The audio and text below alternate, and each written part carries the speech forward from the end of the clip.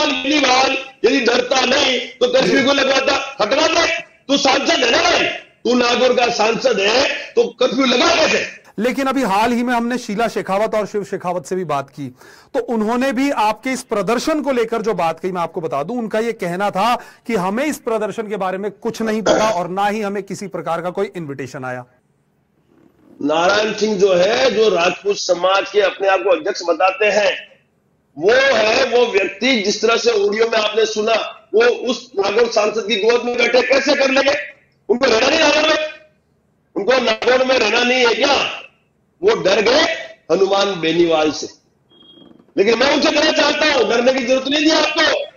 ये क्षत्रिय समाज आपके साथ खड़ा था, आपने वो काम किया जो काम विभीषण ने किया था। नमस्कार दोस्तों, पंजाब केसरी राजस्थान में मैं आपका दोस्त राहुल आप सभी का बहुत बहुत स्वागत करता हूं। दोस्तों, सांसद हनुमान बेनीवाल के इतिहास को लेकर दिए गए बयान के बाद लगातार विवाद बढ़ता जा रहा है। क्षत्रिय करणी सेना के राज शेखावत ने 8 जून को नागौर में महारैली का आयोजन करने का ऐलान किया था, जिसके बाद से ही यह कयास लगाए जा रहे थे कि नागौर में करणी सेना और राजपूत समाज उग्र होकर हनुमान बेनीवाल के खिलाफ विरोध प्रदर्शन करेंगे। करणी सेना के प्रदर्शन को देखते हुए जिला कलेक्टर अरुण कुमार पुरोहित ने नागौर जिले में धारा 163 लगा दी है। कलेक्टर अरुण कुमार पुरोहित ने बताया कि जिला पुलिस अधीक्षक नागौर ने अवगत करवाया है कि क्षत्रिय करणी सेना के द्वारा जिला मुख्यालय पर महासम्मेलन का आयोजन किए जाने की अपील की जा रही है। दूसरी तरफ तेजवीर सेना द्वारा खरनाल में एकत्रित होने का आह्वान किया जा रहा है। इन दोनों आयोजनों से और सोशल मीडिया पर आपसी सामाजिक नकारात्मक टिप्पणी, आपसी टकराव, जातीय और कानूनी व्यवस्था प्रभावित इससे हो सकती है। इसीलिए पूरे जिले में धारा 163 लगाई गई है, ऐसा उनका कहना है। और इस मामले पर और अधिक जानकारी के लिए हमारे साथ डॉक्टर राज शेखावत जुड़ गए हैं। आप संस्थापक और राष्ट्रीय अध्यक्ष क्षत्रिय करणी सेना के। राज जी, बहुत बहुत स्वागत है शेखावत साहब आपका। धन्यवाद, बहुत बहुत शुक्रिया। शेखावत साहब, ये जो कार्यक्रम रद्द हुआ है 8 जून का, इसको लेकर सबसे पहले क्या कहेंगे? ओपनिंग नोट आपसे ये चाहेंगे।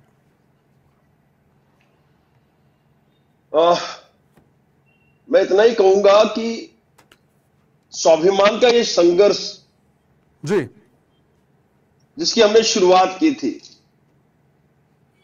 और लगातार जब से ये घोषणा हुई है उस समय से लेके आज तक जी, नागौर सांसद के द्वारा प्रत्यक्ष या परोक्ष रूप से इसे रोकने की पूरी व्यवस्था की थी। उसी का आप समझिए, नागौर का सांसद है जी, और यदि नागौर में कर्फ्यू लगता है तो जिम्मेवार कौन होगा, आप बताइए। और स्वाभिमान का संघर्ष से व्यक्ति विशेष का विरोध था। हमने किसी जाति का विरोध न कल किया, ना आज करेंगे, आगे करेंगे। और यदि तेजवीर सेना जो है, यदि वो कोई आयोजन कर रही थी, उसका भी हमने विरोध नहीं किया। हमने तो कोई विरोध दर्ज ही नहीं करा। हमारा तो जो विरोध प्रदर्शन था वो नागौर के सांसद के खिलाफ था, क्योंकि उसने अभद्र टिप्पणी की थी। आज तक तो हमने कभी उसका विरोध किया ही नहीं। क्यों नहीं किया भाई? अब जब उसने अभद्र टिप्पणी की है हमारे पूर्वजों पे, हमारे छत्राणियों पे, भूतकाल में भी इस व्यक्ति का इतिहास रहा है कि इन्होंने लोक देवता पर, महापुरुषों पर अभद्र टिप्पणी की है, तो उसको जवाब देना अति आवश्यक था। और ये क्षत्रिय करणी सेना की शैली है कि हम उस व्यक्ति से ही जवाब लेते जिस व्यक्ति ने अभद्र टिप्पणी की। हम सरकार प्रशासन को जाके विरोध प्रदर्शन नहीं करते, हम उसी व्यक्ति के वहां जाके प्रदर्शन करते हैं जिस व्यक्ति ने ये अभद्र टिप्पणी की है। उसी हमारी कार्यशैली पे हमने ये समस्त क्षत्रिय द्वारा आयोजित क्षत्रिय स्वाभिमान अस्था महासम्मेलन का आयोजन किया था। किंतु आपने देखा होगा नागौर संसद के द्वारा, मैं खुला कहता हूं, इसमें पूरा नागौर संसद है, इतना था कि भाई जो विरोध प्रदर्शन है वो विरोध प्रदर्शन आक्रामक पूरा होने की संभावना से मालूम कर रही थी। लेकिन उस व्यक्ति ने जो भी वो किया, पहले तो उसने उसके कार्यकर्ता लगाए कि कैसे भी इसे रोको, लेकिन हमारे कार्यकर्ताओं ने मुंह तोड़ जवाब दिया, उनको दबा के जवाब दिया। और कार्यकर्ता लगातार कहते हैं राज शेखावत नागौर में आ जाएंगे। राज शेखावत तो 10 दिनों तक नागौर के गांव गांव यात्रा कर चुका है। भाई आप कहीं दिखे ही नहीं मुझे बताने के लिए, बता देते, मैंने तो कहा मना किया था, आ जाते। तो ये उसके पश्चात आपने देखा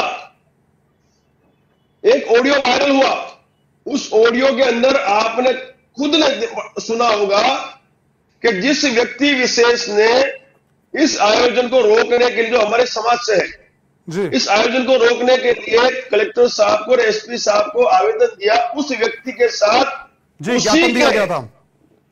हाँ, उस व्यक्ति के साथ उसी के जो उपाध्यक्ष है, कोषाध्यक्ष है, महासचिव है, उसके साथ है ही नहीं।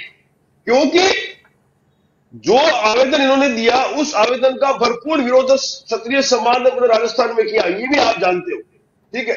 और तो और देखो, नागौर सांसद के द्वारा जाट समाज के लेटर हेड का भी उपयोग किया गया।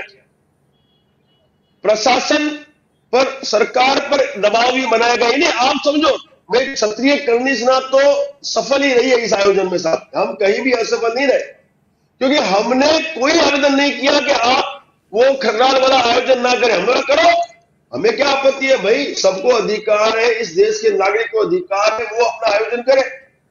तो आप निष्कर्ष पे आएंगे कि कुल मिला के हनुमान बेनीवाल जो है सांसद, वो बिल्कुल डर गए और उन्होंने जानबूझकर ये जो कर्फ्यू है वो लगवाया है। इसमें कोई अतिशयोक्ति नहीं होनी चाहिए किसी को भी।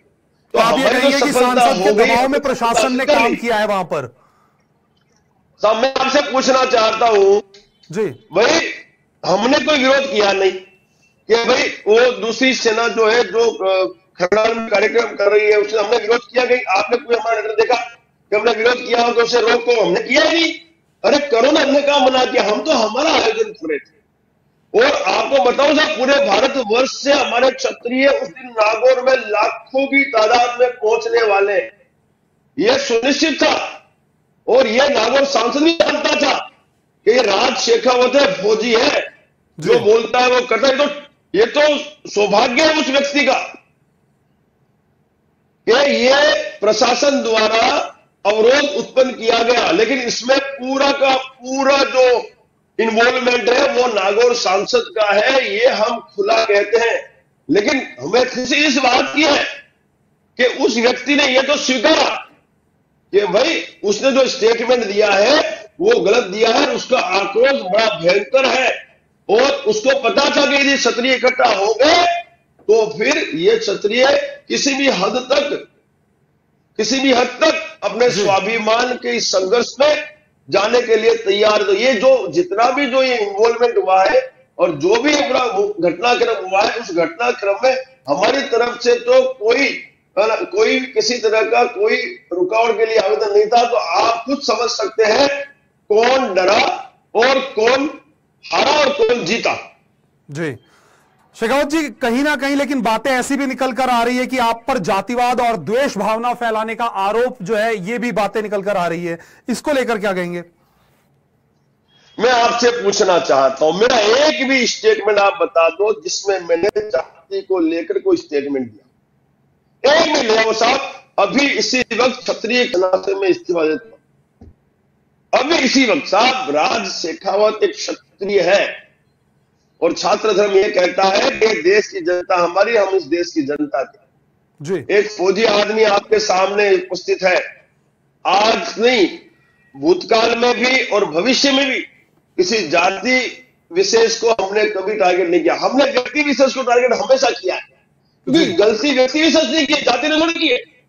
और आज भी मैं आपसे कहता हूं कि जो जातिगत वैमनस्य फैलाने का कार्य किया है वो तो नागौर सांसद ने किया है जी। भाई जो खरना का कार्यक्रम है वो कौन कर रहा है आयोजित? नागौर सांसद कर रहा है। भाई जो हमारे एक सामाजिक आगेवान को यदि कमिश्नर के उधर एसपी के पास किसने भेजा? नागौर सांसद ने भेजा, हमने तो नहीं भेजा जी। तीसरी बात, जाट समाज का एक डेलीगेशन भी गया तो वो किसने भेजा? हमने तो ऐसा कुछ किया ही नहीं। हम तो बोल रहे हम 8 तारीख को कार्यक्रम करेंगे। ये तो दुर्भाग्य है, ये तो हमारा दुर्भाग्य है कि 8 तारीख को हम कार्यक्रम नहीं कर पा रहे हैं, क्योंकि वहां पे कर्फ्यू है और वहां पे जो आपका जो भी सरकारी जो तंत्र है, उस सरकारी तंत्र ने आदेश पारित किया, उनका सम्मान करते हैं। बाकी 8 तारीख को मैं तो अभी भी कहता हूं, मैं तो अभी नागौर सांसद से कहता हूं कि भाई आपको यदि कोई डर नहीं था, कोई भय नहीं था, तो फिर आपने क्यों ये सब धाराएं लगवाई, क्यों कर्फ्यू लगवाया, क्यों आपने ये सारा मूवमेंट करवाया? और तो और सुरक्षा भी आपने ले ली। अरे पर जब मैं बिना सुरक्षा के घूम रहा हूं, आपके कार्यकर्ता लगातार मेरे ऑफिस के नंबर पर कॉल करके संपर्क कर रहे हैं, ठीक है, धमकियां दे रहे हैं, उसके बावजूद भी मैंने काम को यात्रा की। नागौर के विधानसभा में गांव तक यात्रा की है। मैं डरूंगा क्यों साहब? मैं सही हूं, वो गलत सही हूं। मैं कांग्रेस की ओर से कर रहा हूं, मैं महापुरुषों के लिए मैदान में उतरा हूं, अपना योगदान दे रहा हूं, मैं गलत नहीं, लेकिन वो गलत है। सत्ता का दुरुपयोग करके करता है। ये जो स्वाभिमान है उसमें समाज जीत गया, हम जीत गए, हमें सब मिल गया, क्योंकि के सांसद के द्वारा सत्ता का दुरुपयोग किया गया। तो यहां जाति से हमने नहीं फैलाया और ना हम कभी फैलाएंगे। आज भी मैं तो कहता हूं, इस देश का प्रत्येक नागरिक हमारा परिवार है और हम उनके साथ। जी चलिए,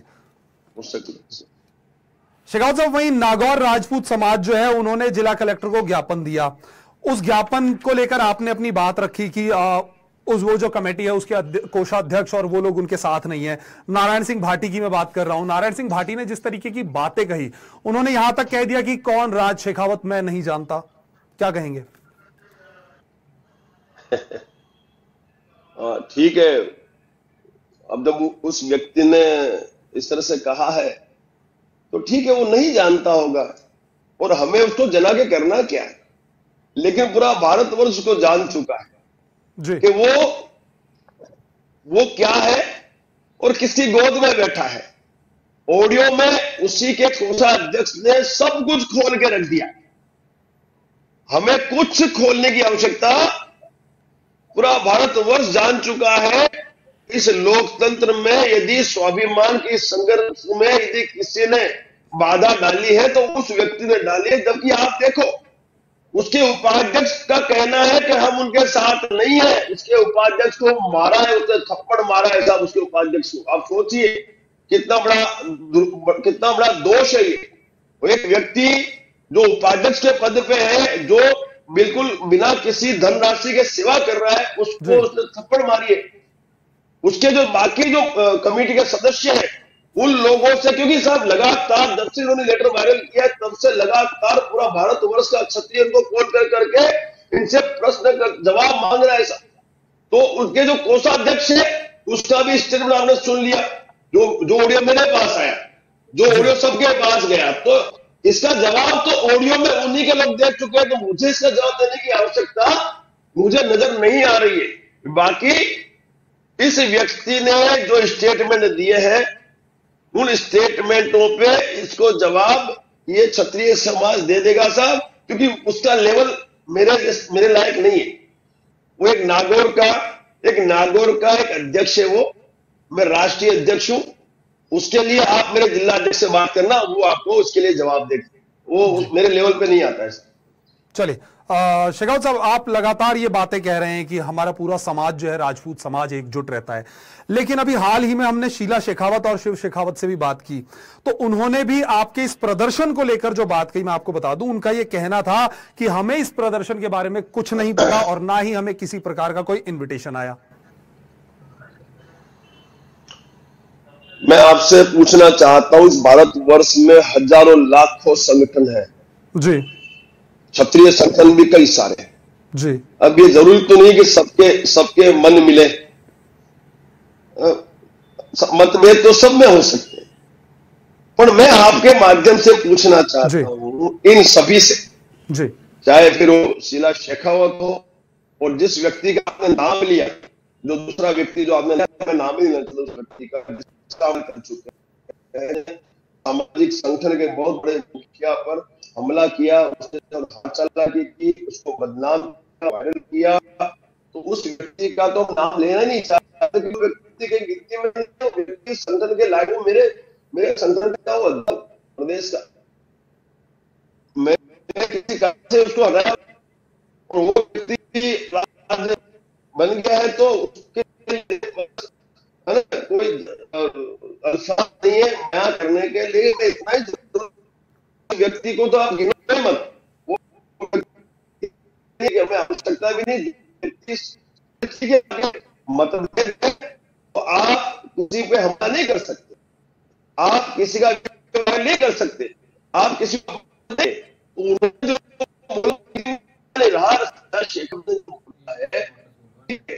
मैं आपसे पूछना चाहता हूं साहब, मतभेद कई संगठनों में होते हैं, लेकिन मैं पूरे भारतवर्ष के क्षत्रियों से पूछना चाहता हूं कि जब मतभेद हो चाहे कुछ भी हो, जब बात आती है स्वाभिमान के संघर्ष की, तो मतभेद आना ही नहीं चाहिए बीच में साहब। और जब स्वाभिमान के संघर्ष की बात आती है तो किसी को आमंत्रण की आवश्यकता नहीं होनी चाहिए।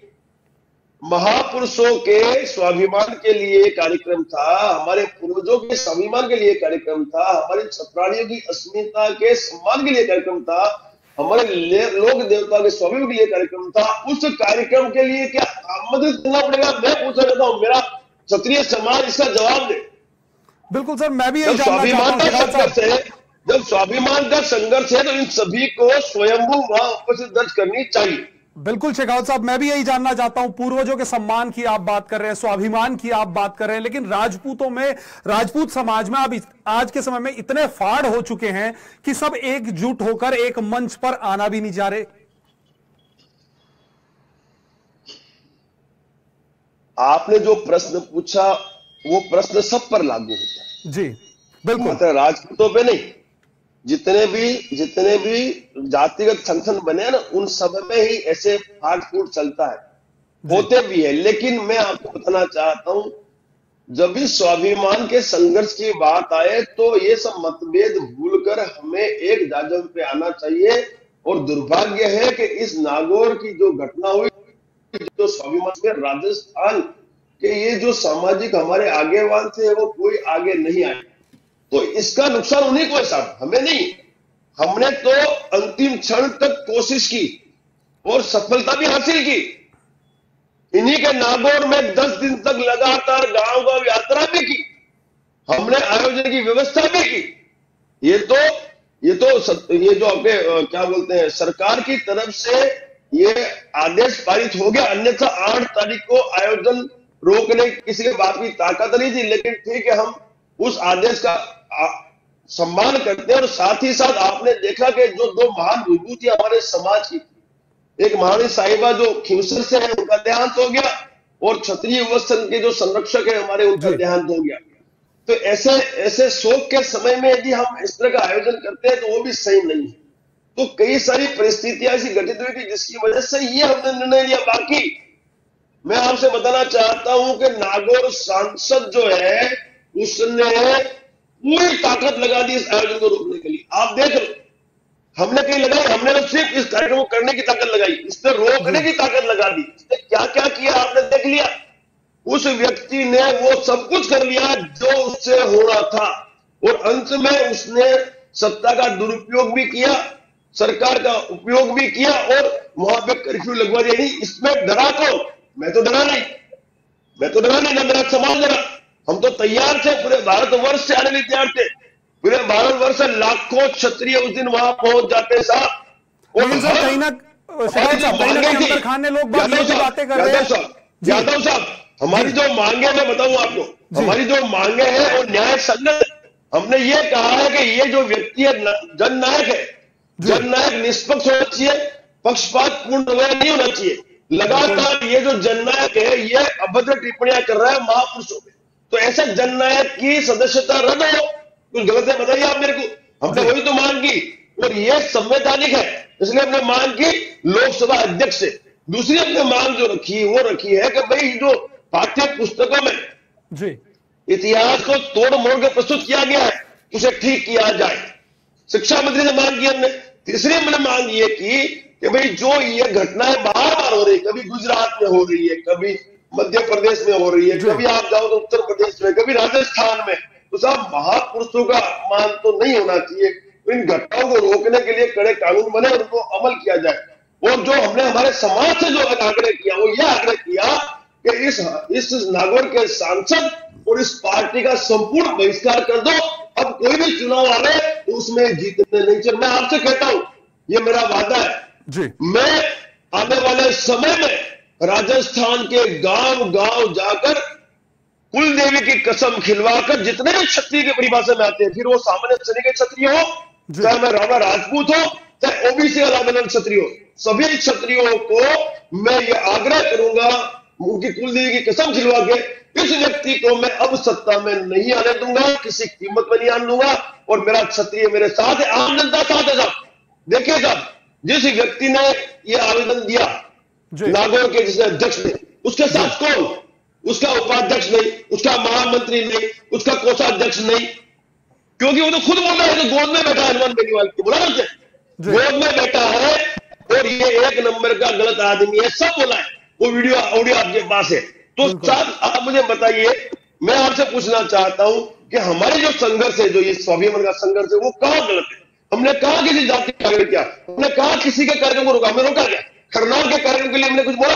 अरे आओ, अच्छी बात है, सबको अधिकार है, वो भी हमारे ही है, आओ अपना आयोजन करो और आप बिल्कुल जाए। सेम हमारे भी ये मांग थी कि हम हमारा आयोजन करते, हमारी जो बात है, हमारी जो मांग है, हमारी अपेक्षा है, वो केंद्र सरकार तक हम पहुंचा देते हैं शक्ति के साथ, हमारी संख्या की शक्ति के साथ हम केंद्र सरकार को हमारी मांग भेजना चाहते थे, लेकिन इन लोगों ने कहीं न कहीं उसको रोका। दूसरी बात बता दो मैं आपको, जो वीडियो इन्होंने चलाया बुलडोजर वाला, साहब देखिए कितना बड़ा षड्यंत्र। तारीख 8 है, सबको पता, 8 तारीख को 2 बजे नागौर में लगातार डेवन से बोल रहा हूं, लेकिन नागौर सांसद के द्वारा ऐसा मैनेजमेंट हुआ कि तारीख 12 कर दी।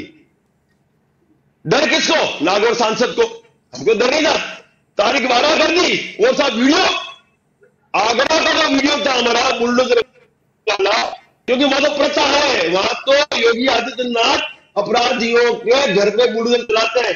तो हमने योगी साहब से कहा कि यदि आप इस सुमन लाल के घर पे नहीं चलाओ तो हम चलाएंगे जी, वहां तो प्रथा है। तो हमने ये योगी आदित्यनाथ जो कहा कि यदि आप नहीं चला पाते हो किसी कारण तो हम चला देते, उसको भी उन्होंने मैनिपुलेट करके यहाँ लगाया। यानी कुल मिला के इनका जो डर है वो दिखता है, वो डरे वो है। हम न डरे हैं न डरेंगे, हम हमारे स्वाभिमान के लिए लड़े हैं और आगे भी लड़े। चलिए शेखावत साहब, लेकिन कहीं ना कहीं देखिए आपने हुंकार तो भरी, लेकिन कार्यक्रम रद्द हो गया। ये कार्यक्रम रद्द होने के बाद जो है कहीं ना कहीं सोशल मीडिया प्लेटफॉर्म्स की बात करूं या कई तमाम अंदर खाने की बातें करें तो ये बातें निकल कर आ रही है कि डॉक्टर राज शेखावत जो है उन्हें समर्थन नहीं मिल पाया, इस वजह से यह कार्यक्रम नहीं कर पाए। ये बातें भी निकल कर आ रही है, इनको लेकर क्या जवाब देंगे? यादव साहब मैं आपसे पूछता हूं, पूरा घटनाक्रम आपने देख लिया जी, A1 से आज तक। बिल्कुल इस व्यक्ति द्वारा पूरी ताकत लगा दी गई इस कार्यक्रम को रोकने के लिए।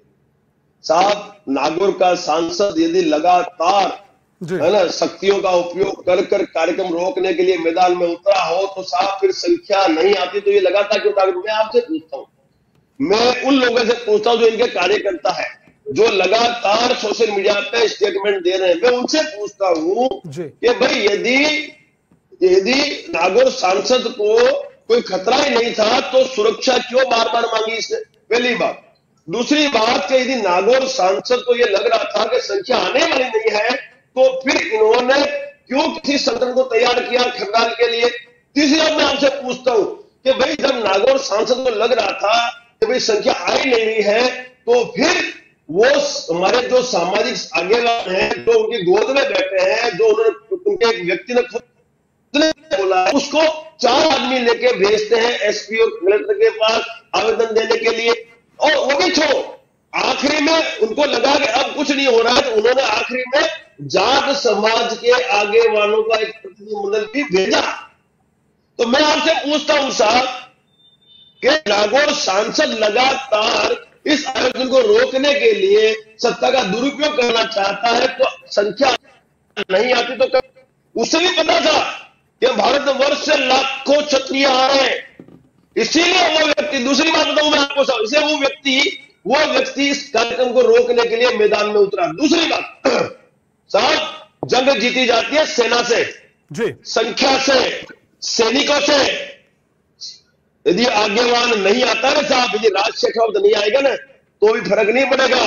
यदि स्वाभिमान की बात है तो साहब सेना है ना, सैनिक जो है वो बड़ी संख्या में पहुंच जाते हैं। इसीलिए हमारा जो आयोजन था वो क्षत्रिय करणी सेना द्वारा घोषित आयोजन था। व्यवस्थापक क्षत्रिय करणी सेना की, हमें किसी से पूछने की आवश्यकता नहीं है भाई। पहली बात तो हम क्यों पूछे भाई, पूरे भारतवर्ष में कहीं भी हम आयोजन कर सकते हैं क्योंकि हम पूरे भारत में फैले हुए, पहली बात। दूसरी बात, आगरा के सभी क्षत्रिय संघों ने उस वक्त समन्वय समिति का गठन करके हमें सामने से बुलाया कि सब स्वाभिमान की लड़ाई है, बोलो आपको क्या सहायता चाहिए। हैट्स ऑफ सब आगरा के क्षत्रिय संगठनों को मैं सलाम करता हूं, उन संगठनों को सलाम करता हूं। उसी तरह से उसी तरह से नागौर के समस्त क्षत्रिय संगठन समन्वय समिति बनाते हैं और मेरे को संपर्क करते हैं। कितनी बड़ी बात होती है, जबकि मैंने फोन किया नारायण सिंह, मैंने फोन किया, मैंने उनसे बात की, उनको बात समझाई है। और मैं आपको बताऊं, ये व्यक्ति जो भी स्टेटमेंट दे रहा है वो स्टेटमेंट झूठा है। जिस जगह पे हमने आयोजन करना था उस जगह के लिए हमने शेर सिंह जी के द्वारा, शेर सिंह जी की उपस्थिति में उस मैदान का हमने सर्वे किया था, निरीक्षण किया था। वो ताले तोड़ने की बात नहीं था, झूठी बात साहब, झूठी बात। इनके कोषाध्यक्ष उस दिन वहां पे थे, मेरे प्रदेश अध्यक्ष जितेंद्र राजा वहां गए हैं और कोषाध्यक्ष ने जगह दिखाई है। उसके बाद हमने उनको लिखित में दिया है, हमने कि आप ये जगह हमें प्रदान करने की कृपा करें। फिर इनके जो बड़े भाई साहब है अजीत सिंह जी, वो मुझे मिले भंवर सिंह मकुड़ी के वहां पे फार्म पे, तो उन्होंने शुक्र कोई बात नहीं शेखावत जी आप कार्यक्रम कर लो। उसके बाद हमने अपना घूमन किया। लेकिन नारायण सिंह जो है, जो राजपूत समाज के अपने आप को अध्यक्ष बताते हैं, वो व्यक्ति जिस तरह से ऑडियो में आपने सुना, वो उस नागौर सांसद की गोद में बैठे कैसे कर लेंगे? उनको रहना नहीं नागौर में, उनको नागौर में रहना नहीं है क्या? वो डर गए हनुमान बेनीवाल से। लेकिन मैं उनसे कहना चाहता हूं, डरने की जरूरत नहीं थी आपको। ये क्षत्रिय समाज आपके साथ खड़ा था। आपने वो काम किया जो काम विभीषण ने किया था, जो विभीषण ने काम किया था वो काम आपने किया है और इसका जवाब क्षत्रिय समाज आपको आने वाले समय में दे देगा। कोई आपत्ति नहीं है। आपके सारे स्टेटमेंट जो है वो स्टेटमेंट सब करणी सेना ने सुन लिए, सारी करणी सेना तैयार है, आपको जवाब देगी, बहुत जल्द जवाब देगी। और मैं इतना ही कहूंगा कि स्वाभिमान के संघर्ष में न्योते नहीं भेजे जाते साहब। स्वाभिमान के संघर्ष में स्वयं आप हमें उपस्थिति देनी होती है और स्वाभिमान के संघर्ष में यदि शहीद भी हो जाए तो हमें परवाह नहीं है। और मैं आपसे बताता हूं साहब, इन्होंने इनके कार्यकर्ताओं के द्वारा लगातार प्रेशर बना के रखा, लेकिन मेरे कार्यकर्ता कमजोर नहीं है साहब। ठोक के जवाब दिया इनको। और मैं लगातार नागौर के गांव यात्रा करता रहा। मैंने 20-20 गांव एक दिन में यात्रा की है साहब। लोगों से लोगों में आक्रोश है, भरपूर आक्रोश है। इस व्यक्ति को लेकर इतना आक्रोश आप सोच नहीं सकते, क्योंकि इस व्यक्ति ने लगातार हमारे पूर्वजों पे, स्वाभिमान पे प्रहार किया है। तो ऐसी कोई बात नहीं है, संख्या लाखों में आती और ये डर उनको था, इसीलिए उन्होंने एक कर्फ्यू लगवाया। बाकी हटवा देते। ये हनुमान बेनीवाल यदि डरता नहीं तो कर्फ्यू को लगवाता, हटवा दे। तू सांसद है ना भाई, तू नागौर का सांसद है तो कर्फ्यू लगा कैसे? मैं पूछता हूं लगा कैसे? एक सांसद है, कर्फ्यू लग जाए साहब। पूरा भारत जानता है कौन डरा है। हम तो स्वाभिमान गए, हम तो जीत गए, हम तो ये हार गया, ये डर गया। और साहब मैं बताऊं, इस पर बहिष्कार करेंगे हम और जब भी मौका मिला इसको जवाब भी देंगे। चलिए शेखावत साहब, जैसे आपने कहा कि सांसद जो है वो लगातार अपनी सुरक्षा की गुहार लगाई उन्होंने, तो सुरक्षा की जो बात है मैं आपको बता दूं, सुरक्षा जो है उनकी जान को खतरा था, इस वजह से एक वक्त पे उन्हें दी गई। उसके बाद अभी हाल ही में हनुमान बेनीवाल का एक वीडियो भी आया, जो शाम को वो ऐसा ही धरना प्रदर्शन जो उनका चल रहा है, वहां से उन्होंने ये बात कही कि मैंने तो जो सुरक्षा दी गई है उसे भी मना किया था कि मुझे सुरक्षा ना दी जाए, लेकिन बावजूद इसके ये लोग मान नहीं रहे। ये तो उनका हनुमान बेनीवाल का अभी कुछ दिन पहले का ही उनका स्टेटमेंट मैं आपको बता रहा हूं, जो सुरक्षा की जो आप बात कर रहे हैं, ठीक है।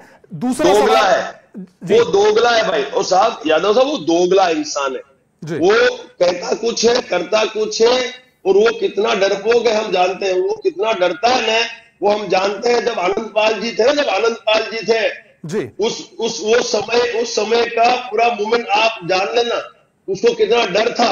ये तो ठीक है, अभी समय अलग है, समय की बात है। बाकी इस व्यक्ति की हैसियत थी कि हमारे पूर्वजों में बोल जाता, लेकिन आज भी हम जिंदा हैं, हम स्वाभिमानी जिंदा हैं, और अब किसी भी तरह की ऐसी घटना को हम अंजाम नहीं देने देंगे किसी की कीमत में।